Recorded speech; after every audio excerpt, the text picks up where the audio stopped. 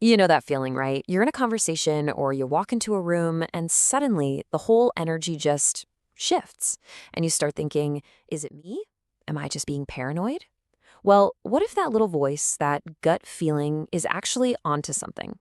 We're going to dive into 6 signs that someone might secretly dislike you and, more importantly, what you can actually do about it. Yeah, this is what we're talking about. The vibe shift. It is so real. It's that instant, almost tangible change in the air the second you show up, and you can feel it. It's unsettling, for sure, and it's almost always the very first clue that something's off. And let me just say this right up front. You need to trust that feeling. Your intuition is picking up on thousands of tiny little micro cues. A look that lasts a split second too long, a subtle stiffening of their posture, a change in tone. These aren't just in your head, they are real signals, and it's time to start listening to them. Okay, so how do you get past that vague gut feeling and start seeing things for what they are? Let's decode the secret language of dislike. We're about to break down the 6 biggest telltale signs that someone might not be your biggest fan. So here's our roadmap. We've got the vibe shift, one-way communication, the classic backhanded compliment. Then we'll get into what happens when your wins go unseen, subtle social exclusion, and finally, the energy drain. All right, let's jump into the first one. So, sign number 1 is the vibe shift. Honestly, this is the big one. It's the one you feel deep down before your brain even has a chance to catch up and analyze what just happened. And this just nails it, doesn't it? One second, a group is buzzing, laughing, having a great time.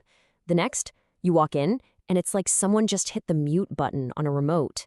The conversation just fizzles out, the smiles get a little tight, and suddenly the walls are incredibly interesting to look at.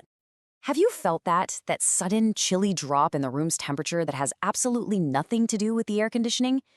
It's a really isolating feeling, and it's a huge sign that, you know what, maybe this isn't the friendliest space for you right now. All right, sign number 2. This one is all about what you don't hear. We're talking about one-way communication. If a relationship feels like you're the only one paddling the canoe, this is for you. Just look at this breakdown. Does this feel familiar? You're the one always sending that first text, always trying to get a conversation going, always making the plans. But what happens if you stop? Poof, silence. The connection just evaporates. That's not a communication breakdown. That's them showing you they're just not that invested. Okay, get ready for sign number 3. This one is so sneaky and honestly, so savage. It's the fine art of the backhanded compliment. It is passive aggression 101. The backhanded compliment, it's like a little poison dart wrapped up in a pretty bow. It's specifically designed to make you feel just a little bit smaller, to poke holes in your confidence, and to leave you standing there thinking, wait, was that an insult? So how can you tell the difference between a real compliment and one of these?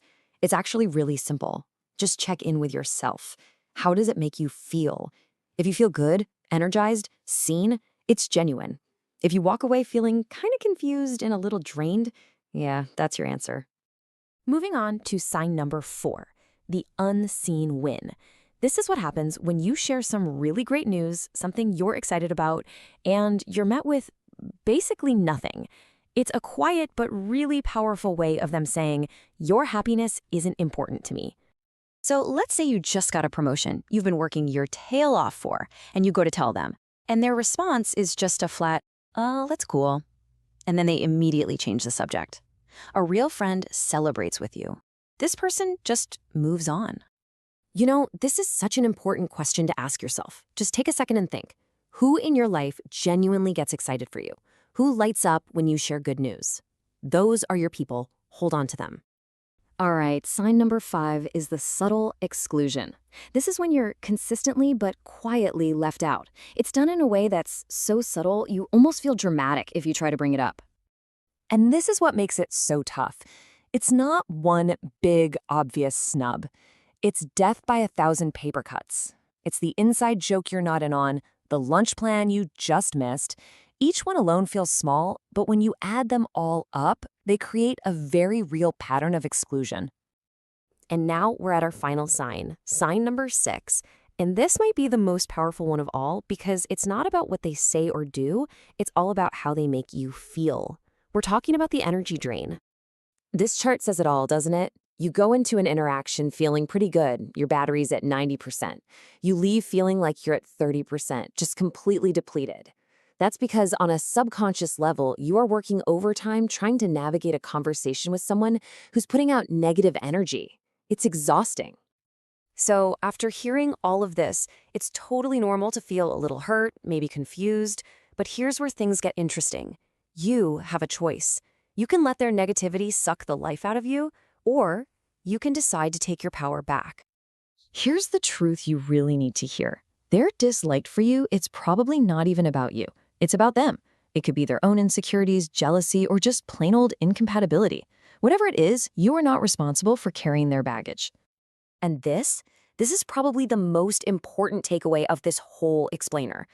Stop wasting your precious time and energy trying to figure out why. It doesn't matter. What matters is that you stop giving your energy away to people who bring you down. Your energy is a resource. Invest it wisely. So I'll leave you with this. The next time you leave a conversation and you're not quite sure how to feel about it, just ask yourself this one incredibly simple question. Do I feel lighter or do I feel heavier? Your body already knows the answer. All you have to do is trust it.